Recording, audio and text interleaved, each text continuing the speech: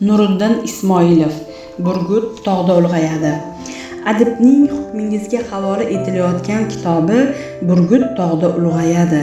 Sarguzasht detektiv romani dolzarb mavzuga bag'ishlangan bo'lib, jinoyatchilikka qarshi kurash, hayot tashvishlari va quvonchlari, insonning jamiyatda tutgan o'rni va boshqa masalalari badiiy inkosini topgan otalar, onalar va bolalar tarbiyasi muammolari, ezgulik va yovuzlik o'rtasidagi jang oqibatlari, ishq, muhabbat, sadoqat kabi insoniy tuyg'ular qiziqarli voqea hodisalar orqali mahorat bilan gavdalantirgan.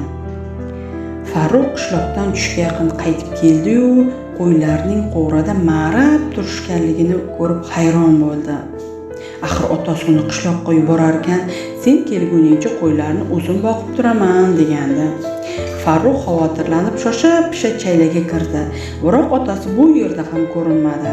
Shunda yigitning xayoliga otasining tog'da bo'ri paydo bo'lgan bo'pti, ehtiyot bo'l degan gap keldi.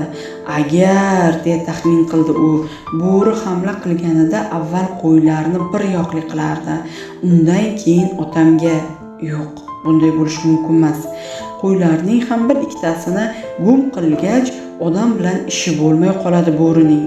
Lekin qo'ylar hech ham bezotiga o'xshamaydi. Qayerda ketdi ekan otam unda? Qo'ri oldiga bordi-da, atrofga olazarak boqib, "Ota!" deya baqirdi.